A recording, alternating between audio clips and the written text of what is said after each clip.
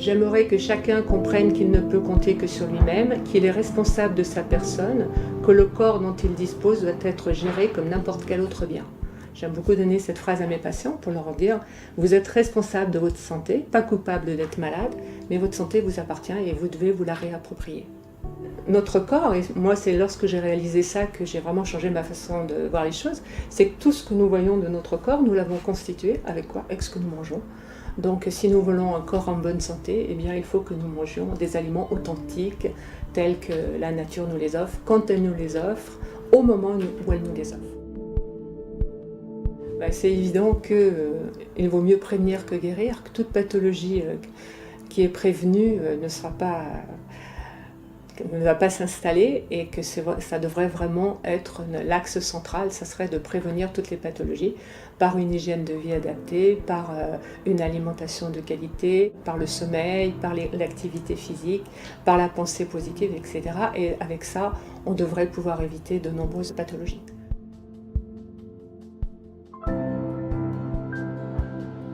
Nous avons de très jeunes personnes qui n'auraient jamais dû avoir certaines pathologies. Malheureusement, c'est des pathologies de ce siècle, du XXe siècle, XXIe siècle, et le stress est d'un élément prépondérant.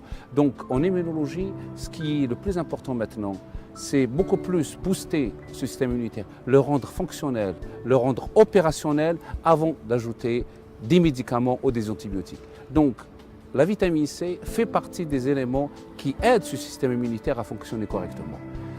Malheureusement, on ne produit pas de la vitamine C. L'apport, tout ce qui est en légumes et en fruits en vitamine C, n'est pas suffisant. Il était assez suffisant pour nos parents quand nos parents vivaient dans un milieu sain, où il n'y avait pas le stress, où il n'y avait pas ce que nous menons comme vie, entre guillemets, moderne. Quand on parle de vitamine C, c'est pour en retirer quoi? C'est l'énergie. Que la source du fonctionnement de l'organisme, c'est l'ATP. Et l'ATP, ce n'est pas quelque chose qu'on injecte dans une veine ou qu'on prend par la bouche. C'est tout ce qu'on mange, c'est tout ce qu'on bouffe, c'est tout ce qui passe par l'organisme et qui, au final, est donc transformé en produit qui est reconnu et traité par la mitochondrie, par la chaîne respiratoire, etc., pour en faire la fameuse usine qui fait tourner tout l'organisme. Toute agression de l'organisme va avoir donc un recrutement d'énergie, va pouvoir avoir, et la meilleure source d'énergie, c'est d'augmenter les apports. Et la vitamine C, on n'augmente pas n'importe quoi. Je n'ai pas parlé de magnésium, je n'ai pas parlé de cuivre, bien que bon, ils ont leurs indications. Je parlais d'une molécule qui pratiquement est présente dans plus d'une centaine de mécanismes qui gèrent notre organisme. Les médecins allopathes que nous sommes jusque-là n'ont pas été en contact avec les différentes facettes, je dirais, positives de cette utilisation. On est resté, comme je l'ai toujours dit, sur le principe de l'utilisation basique. Vous savez que l'Organisation mondiale de la santé recommande à peu près des doses allant de 80 à 100 mg au plus. Il y a certaines sociétés savantes qui ne peuvent plus aller au-delà. Pourquoi? Parce qu'ils sont gérés par des guidelines, etc. Il ne faut plus donner au-delà. Et les médecins allopathes sont restés aussi greffés à cette idée. Je crois que non, c'est faux.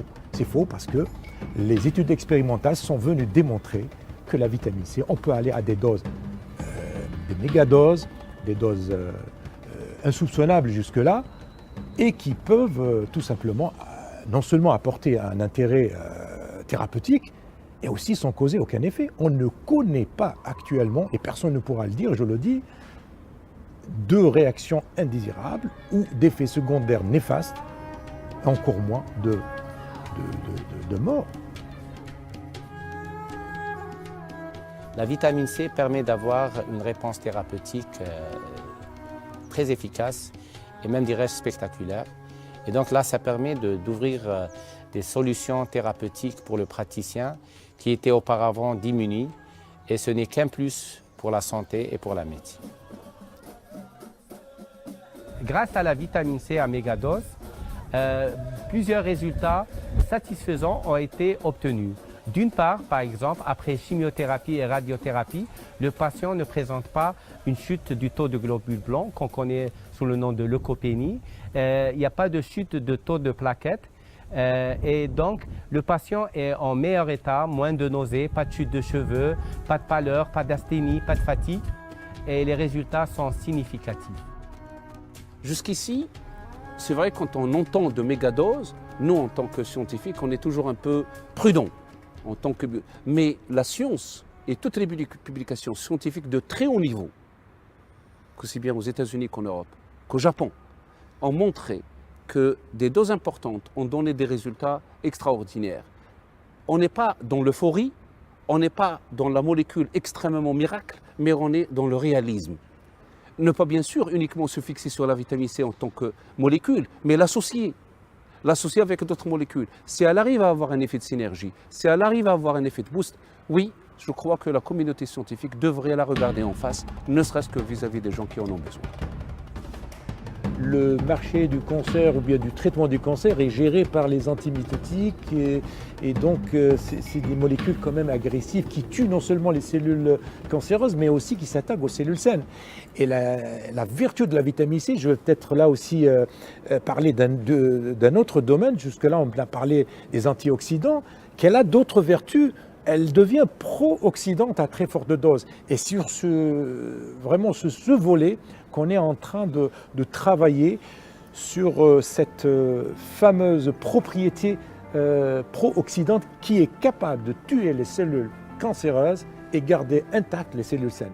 Chose que malheureusement la chimiothérapie n'arrive pas encore à faire parce que finalement c'est pratiquement tuer beaucoup de cellules, entre autres les cellules cancéreuses. Alors que la vitamine C a un rôle extraordinaire. La vitamine C, par sa structure chimique qui ressemble à la molécule de glucose, elle est absorbée par toutes les cellules. Si on doit prendre la vitamine C et de la chimiothérapie, why not? Au contraire, il y a un effet de synergie, ça va booster. Par exemple, dans le cas de radiation, comme c'est arrivé à Fukushima, les expositions, la fracture causée à l'ADN va provoquer l'activation d'une enzyme dite PARP. Les enzymes PARP, poly-IDP ribose polymerase, c'est des enzymes réparatrices, c'est les enzymes pompiers de notre ADN. Chaque fois qu'il y a une fracture de l'ADN, ces enzymes sont activées. Le problème, c'est que quand il y a une activation massive de l'ADN, donc destruction massive, cette enzyme est tellement activée qu'elle va systématiquement bouffer toute l'énergie de la cellule et la cellule va collapser. I gave oral vitamin C 2 to 4 grams every day for 2 months. Also, I gave 25 grams of intravenous vitamin C every 2 weeks. So 2 months treatments, the gene expressions of cancer risk return to normals. Ça a été prouvé à plusieurs niveaux, dans plusieurs pathologies, que c'est une molécule qui a donné des résultats et qui n'est pas incompatible avec la notion dogmatique ou ce qu'on appelle le traitement conventionnel. Si maintenant il y a des données nouvelles, il faut les accepter. Il ne faut pas refuser d'emblée les notions nouvelles. Comme on a accepté les antibiotiques, comme on a accepté le vaccin, on est dans une phase dans la mesure où les médicaments coûtent, les médicaments pèsent sur la caisse sociale, pèsent sur les gens eux-mêmes, sur leur poche. Il est maintenant temps de poser cette question. Et là, il n'y a qu'un verdict, c'est le verdict de la science. La vitamine C n'est pas la molécule miracle par excellence, mais c'est une molécule qui devrait être considérée dans tous les traitements pour que les gens puissent avoir une vie digne, de par son coût, qui n'est pas très élevé, de par sa disponibilité, de par sa non-dégradation, puisqu'elle n'obéit pas à cette règle de chaîne de froid. Donc on peut déjà, sous la forme lyophilisée ou sous la forme soluble, on peut déjà la transporter. Et donc on peut réellement la mettre à la disposition de continents comme le continent africain. Parce que c'est la première chose qui nous fait chaud au cœur, c'est d'apporter une réponse thérapeutique à une demande qui est urgente et vitale pour un patient. En fait, les industriels auront beaucoup à gagner s'ils s'intéressaient à la vitamine C et d'autres antioxydants, de manière générale. Il ne faut pas tourner le dos à cette molécule. Je le répète, ce sera une molécule d'avenir. C'est pas pour aujourd'hui.